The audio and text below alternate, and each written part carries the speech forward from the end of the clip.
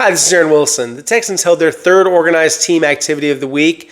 And before we get into discussion about practice and some of the interviews, I want to update you all on CJ Stroud, the Texans star quarterback, former NFL Offensive Rookie of the Year. So CJ did not throw at the practice, and it was a precautionary measure.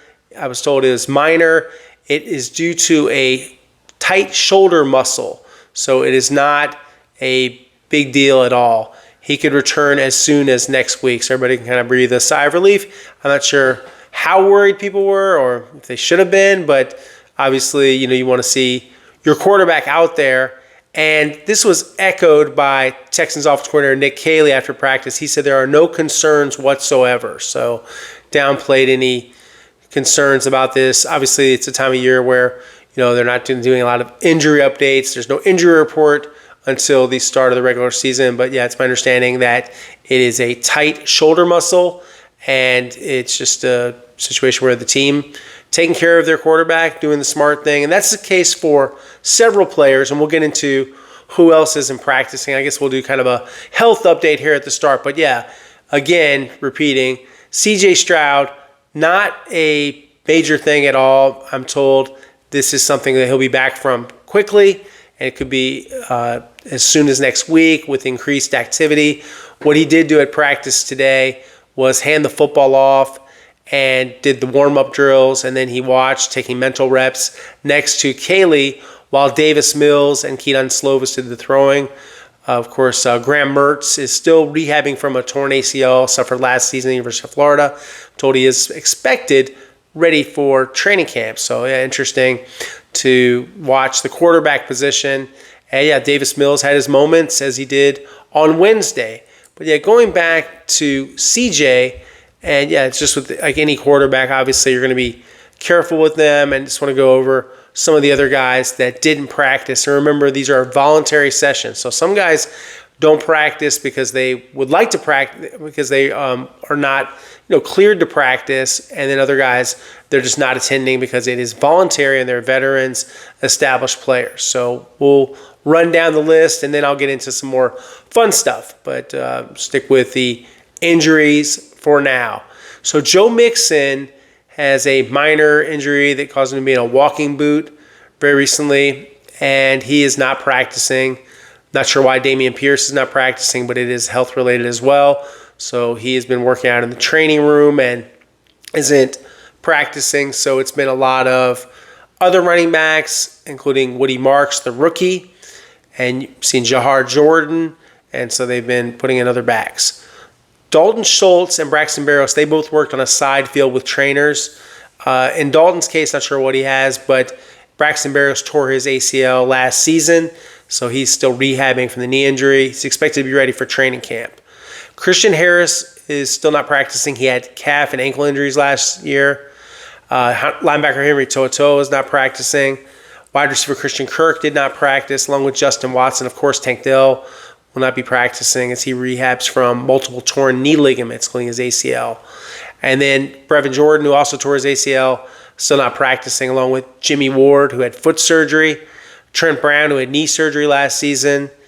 And so that's a lot of the injured guys. Some key veterans that are not at the organized team activity include defensive ends Daniil Hunter and Dinoco Autry, defensive tackles Sheldon Rankins, Mario Edwards Jr., and Fully Fadakasi, along with safety C.J. Gardner-Johnson, who's acquired in a trade this offseason. So it's a lot going on, interesting stuff to see, just who's not out there. But yeah, let's segue to some other type of football talk. And, this was the first time we've had a chance to talk to Nick Caley since he was named the offensive coordinator, his introductory press conference. So I was able to ask him about him putting his stamp on the offense. And he said it's not really going to be his stamp. It's going to be about what suits the strength of the guys. And this reinforces what he said. They're going to be a game plan type of offense that is adaptable, that can change. And he said this is kind of a time for him, a discovery process, he called it, to learn about the guys and see the different skill sets, the different routes, the different schemes that they might use this season. So evolving process, he called it. Very interesting. Compared CJ to Matthew Stafford when asked that they love football, take a lot of pride. And as far as what the offense is going to be like, he said it's really going to be tailored to these players, whether that's going to be them going big in terms of multiple personnel, gap schemes, zone schemes, more play action. A lot is very scheme dependent, personnel dependent, what they want to do. So with CJ, as you guys remember, is now being granted greater autonomy of the offense. And this is something that the whole entire organization supports. And Nick Caley, noted that CJ wants to have this ability to have more control of the offense, and the value of that due to his ability to, on the fly, fix a problem, come up with, look at unscouted looks, just be able to adjust to them. So it's about repetition. He says he's doing a good job. He's pretty happy about that. As a first-time play caller, obviously not a big book, if any book at all, on what Nick Caley likes, his tendencies. We just know that he's worked with Sean McVay, he's worked with Josh McDaniels, worked with Bill Belichick. So we'll see those influences when he actually calls plays. So right now is not the time really to know a ton about what he's going to run. He was, definitely praised what he's seen from Cade Stover. Likes the tough, hard-nosed approach he has to football. On Ariante Ursary, likes the work ethic and his size and the attitude. So they've seen some good things from him. He did have a false start, and so that was a little tough moment there. Learning moment for the rookie from Minnesota, all 6'6", 331 pounds of him.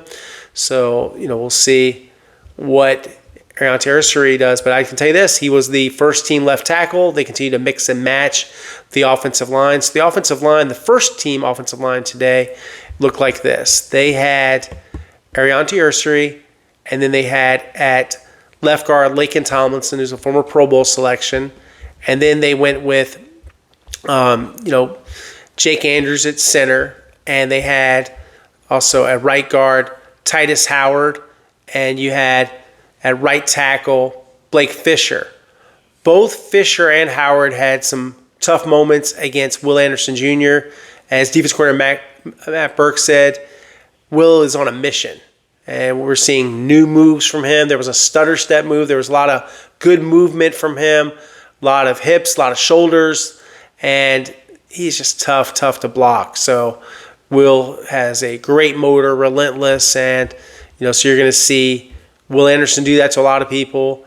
And as he told me, he'd like to be a Texan forever. He wants to be here long term. So, and they're seeing a lot of cool things from him. As they said, Matt Burke put it, climbing the ladder to get to the quarterback.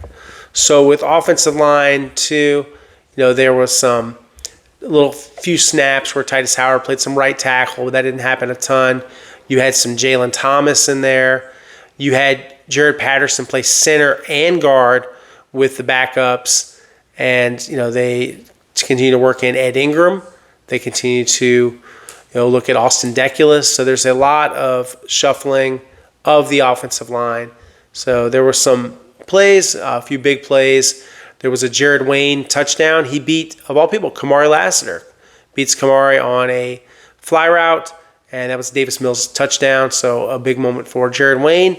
And I saw, nice touchdown pass by Jaden Higgins. That was from Keaton Slovis. And there's a lot of mobility, a lot of suddenness, explosiveness from Jaden Higgins. Another player that really stood out to me was Jalen Noel, the other Iowa State receiver. His speed is creating mismatches against the defense. Very tough to stop. And saw another good practice from Jalen Petrie, who's having his youth football camp at Stafford High School, his alma mater, on Saturday. Plan to attend. We'll have some videos for you guys from the football camp.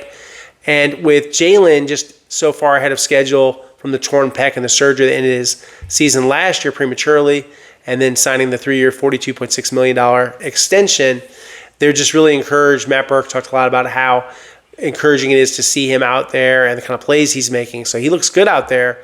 And I thought that, he did a good job in coverage against John Mechie III.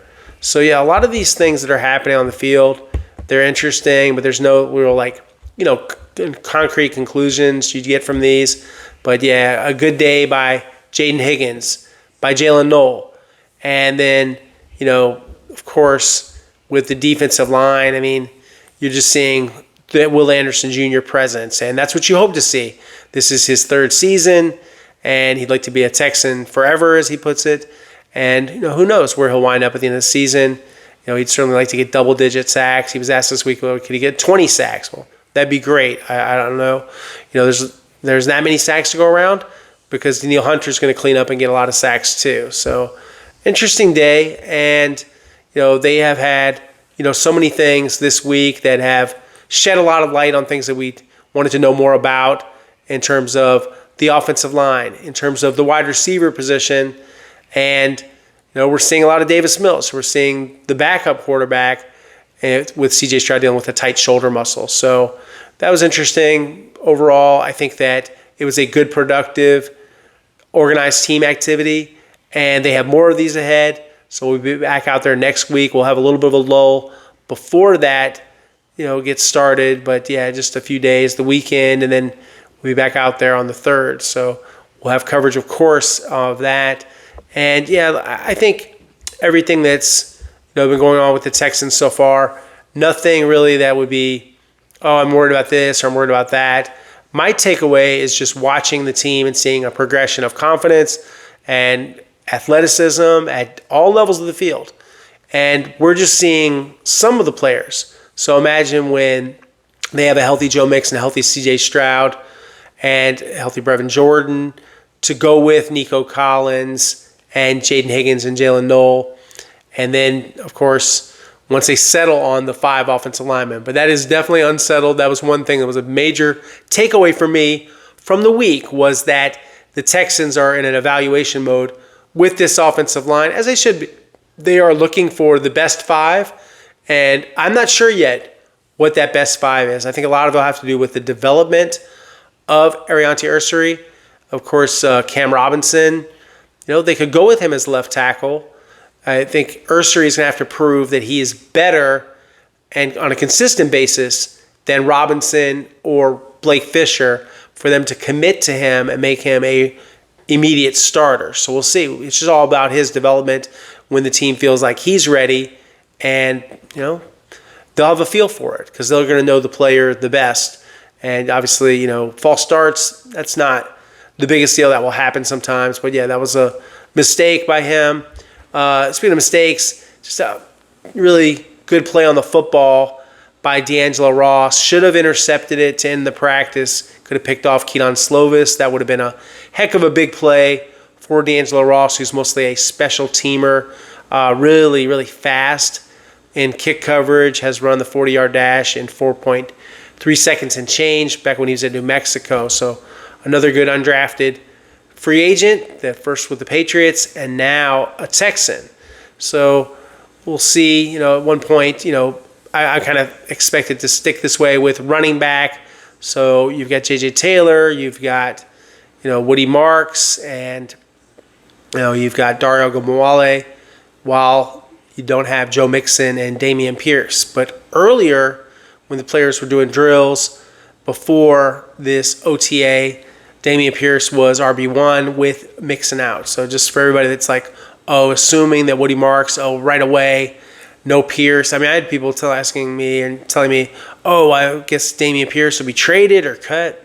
Not hardly. He's a great kickoff returner, and they like him a lot. I expect him to be a part of this team, part of this offense, part of the special teams. So, yeah, I don't see that changing. And a couple other notes that I want to go over from Matt Burke, the defense coordinator, and then Frank Ross, special teams coordinator. So with Burke, he's really excited about Kamari Lassiter, and you can see why. Kamari and also Kalen Book in their second season, they have a real opportunity to improve. You could see them take even bigger leap after really impressive rookie seasons. So a lot to like about them. And then this young core headlined by Derek Stingley Jr., the all-pro corner. So they've got Stingley. They've got a lot of things going on. And it's exciting, with Christian Harris. And a lot of people want to know what's the update on him. And, this was from Matt Burke. He said he's working. Sounds like a broken record, but he's been doing his thing. All the guys are in different plans and routines, which is very similar to what D'Amico Ryans has said. And he said he is on track for training camp. So that's the update. And, that was his comment, that on track to be there and ready for camp. So We'll see if he's doing anything in the spring. Whatever he's dealing with, don't know specifically. And, I want to emphasize, with injuries, this isn't a time where we're going to have every piece of information in minutia, and that's because it is the off season. So, you're going to see them be somewhat guarded or closed-mouthed about injuries. They're going to give sort of the minimum amount of information, and that is very standard across the NFL in terms of approach with how you answer questions from the media about injuries. And that's not them being, super evasive, but it's just business. They don't see the upside in doing updates. A couple more things from Matt Burke. With Dylan Horton, they notice how he's gotten bigger and stronger and his progression, and of course, really inspirational coming back from lymphoma, and I had a chance to talk to him in the off season before a banquet where he was honored. And yeah, Dylan Horton really has been through a lot to get back on the football field and is a quality rotational guy. So they're happy about that. I'll give you some updates, and this is something that people, if they want to get involved in and want to donate. Frank Ross on Friday night is going to have his 4th annual Coach's Cut event. And they do haircuts for the homeless at the Covenant House in Montrose. And this is something that people can donate to. And so it's to assist the people who are less fortunate. We all take a lot of things for granted sometimes, like having a roof over our heads, like having a meal that we know is coming, not being food insecure. And of course, it's not always safe on the streets. So yeah, I've been to this event before. It was a little bit different last year. It was at a barbershop. It was at Julian's barbershop, and it was a great event. And these guys, they got fresh clothes, they got haircuts, they got shaves, they got teeth whitening, they got gift cards to Olive Garden. And so Frank Ross, a big heart for the homeless. So if you get a chance, check out his event. Please donate. And so Frank appreciates all of the donations and all the kind words. And he does this because this is something he deeply cares about and commits himself to every year. So it's cool to see that. Sticking with the special teams, as you guys know, John Weeks is a San Francisco 49er. That era has ended, and he's no longer the long snapper for the Texans after a great run here in Houston. So they're moving forward, and you have a competitive situation between Austin Brinkman and Tucker Addington. Austin is an undrafted rookie from West Virginia, was outstanding for the Mountaineers as a long snapper, a lot of guaranteed money in his contract. And then Tucker Addington signed a reserve future deal. He's a veteran. He's been on a couple of teams, including the Patriots and the Dolphins. So he called it a battle, and they are going to battle. Really important decision for the Texans, and obviously that flies a little bit below the radar with all the excitement on some of the offensive and defensive players. But special teams is a big-time important thing too. You could tell that Frank wants to involve Jalen Noel on special teams. He was the Big 12 Special Teams Player of the Year. And so he wants to get the most out of him with the speed that he has. Of course, having Tremont Smith, a real special teams ace, reuniting with Tremont, having him back. He was here previously, one of Frank's favorite players, one of the fastest players on the Texans roster, if not the fastest. So getting him there, really, really excited they are about Tremont Smith. And so, yeah, that's a lot going on. And I think it's a interesting week. A lot of things to really mull over and let marinate after watching the Texans practice twice this week. And so we'll have more coverage, and we'll get this video posted for you guys ASAP. And please like, watch, subscribe. We are continuing to grow. We're over 7,500 subscribers. Can't wait to be 8,000, then 9,000, then 10,000. And let's see where this thing takes us. But guys, thank you so much for really watching the site. Of course, I'm on Twitter and X at @AaronWilson_NFL. And I'm on Instagram at AaronWilson7128. I'm on television with Randy McElvoy and Ari Alexander at KPRC2. And all of my written content is at www.click2houston.com, which is free of charge. So you can watch it all and take it in. And just want to say thanks again, guys. Until next time.